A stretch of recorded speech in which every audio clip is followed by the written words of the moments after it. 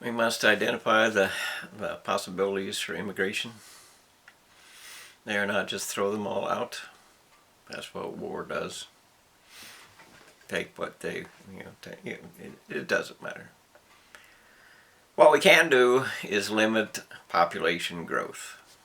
There is no other solution to immigration. Population growth is the only solution we have.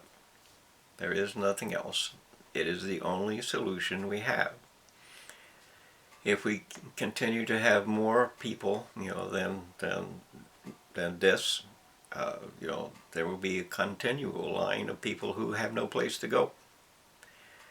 And that is, of course, why they immigrate. They either ruin the place that they're in, which is what you're doing right now throughout the world. That's where all the resources go, all the garbage comes up, because you're ruining your future. And the consequence of that is it's us or them, it's war, and it's genocide, and it's more competition than we can stand, and all the rest. So the only solution is you have to control the population of humanity. And that means that women are in control of the population increase. Even though men are certainly responsible as well, it is women that have children. Men cannot have children. Women have children. It is their responsibility. It is their duty. It is their right to choose. Or it is their failure if they don't. Men certainly have made their own decisions, and everybody suffers the consequences for that. So the same is true for women. No, you don't get to make excuses. No, you don't get to hide or play or scream or cry or whatever it is you want to do. It is life or death for our world.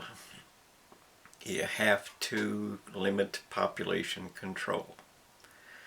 And that means immigration is about whether or not, you have as a group or a nation or whatever it is that you want to try to target as a group, you have to limit population growth. If you don't come up with zero population growth or less, then you cannot move. That's just what immigration has to become. If you don't limit population growth and resource destruction and things like that, you cannot move. You need to be surrounded by guns or whatever it takes to keep you in place, because the end result is you cause the problem, you fix it. It's your home, it's your house, it's your nation, it's your group, whatever it is, it's yours. Your problem, you do it. Don't come here and bring your problems to us, or we to you. And immigration means that, you want more. And of course that means that you want to take whatever it is in that nation that you immigrate to. You want what they have. That's what you want. You want what they have. And of course you claim, as is in the United States, you claim that you deserve a chance, you deserve everything, you deserve this and that and the other thing. But the truth of the matter is, we built the nation. This is ours. This is reality, and we don't owe you anything. Not because you're not human, not because we're not human, because we built it. You did not. We were here first. You were not. And if you stood in our place, or if we went to your country, you'd say the very same thing to us. Same as every nation does. Every part and piece and place in humanity. We built it. It's not yours, it's ours. Go away. That's the plan for immigration. But of course, in a world that continues to overpopulate itself, because there's far more deaths or more births than deaths, roughly 100 million or more per year added to the population over deaths. That means that 100 nations have to make room for 1 million more mouths to feed, 1 million more resources to use, and pollution to create, and all of that every single year, and more every single year.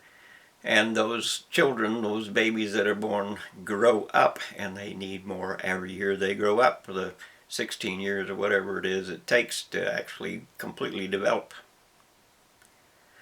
We have to have population control. That is the only solution to immigration. And the only second solution to immigration is no, you cannot move unless your group is proven to be responsible enough not to create more trouble for our world. We will only war, we will only die, we will only go extinct if you do not control the population. And since it's women that are, making that decision, it's women that, ought to be paid for that.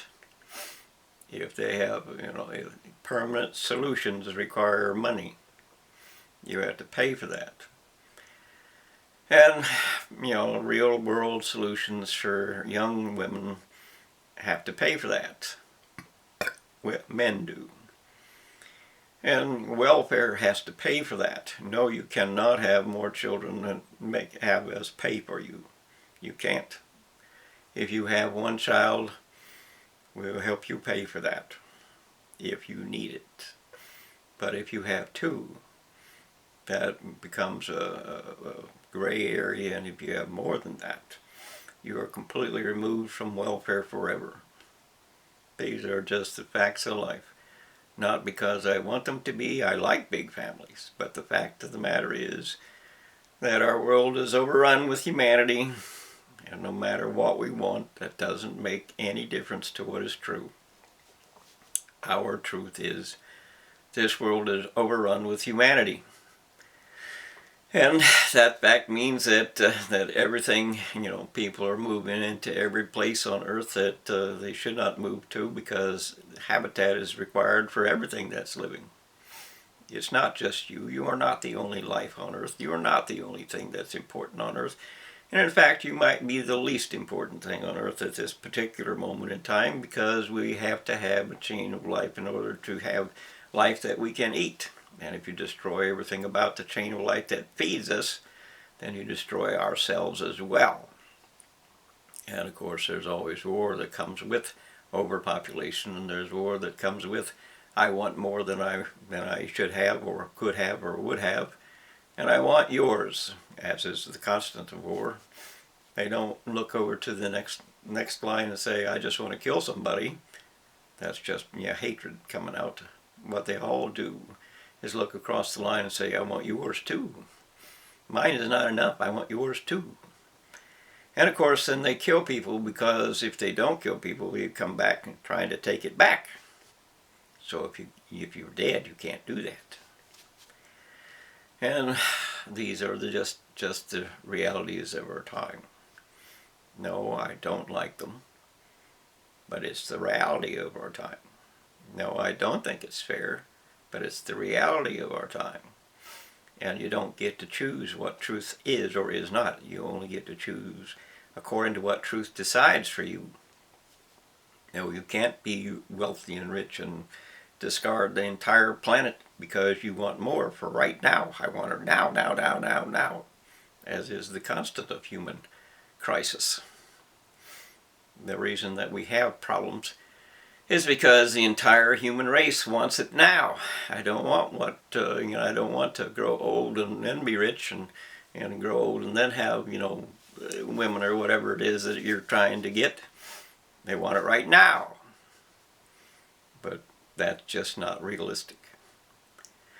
We have to accept the fact of what our life can be.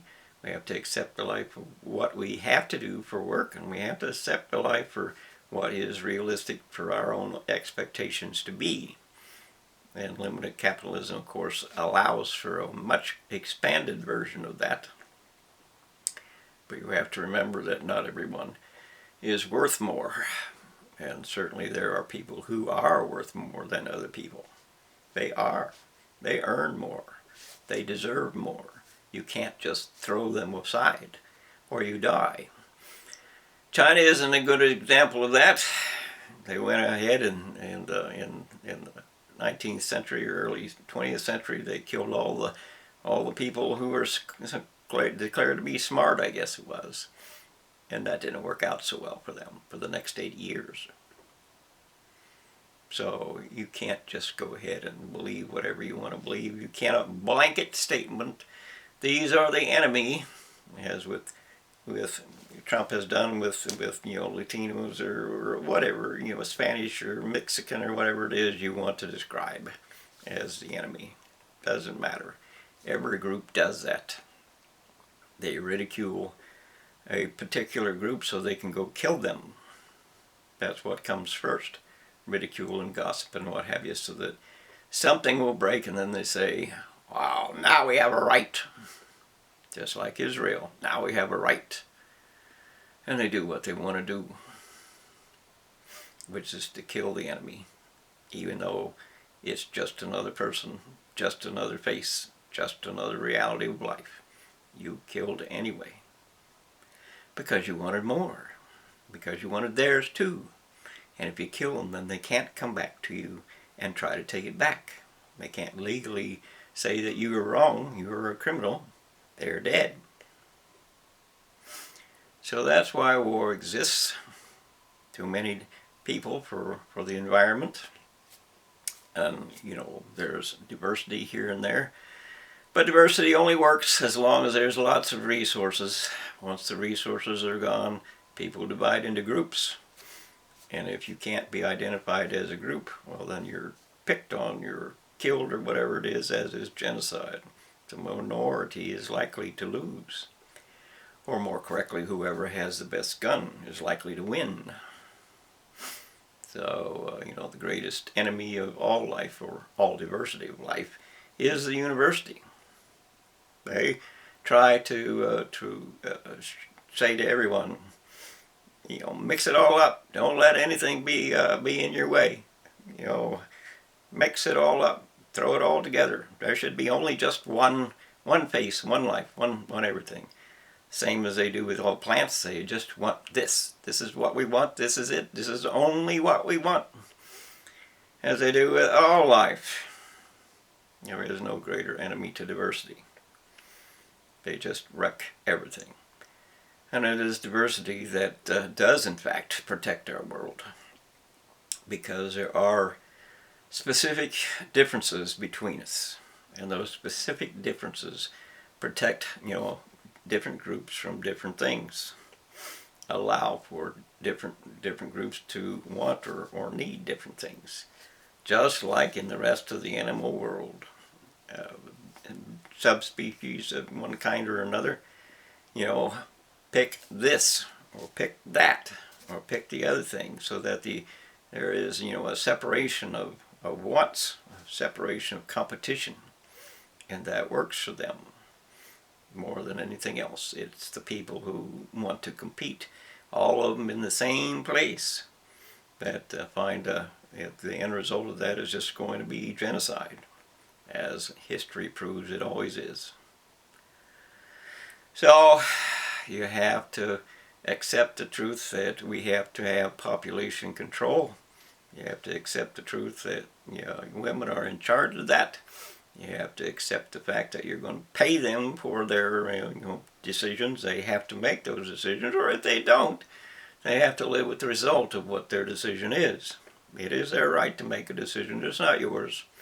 It is their right to make a decision to obey the rules of population control, and it is our right to enclose every separate group into their own little area, or their own little nation, which is how the world expanded and stayed relatively at peace for all the centuries that have been.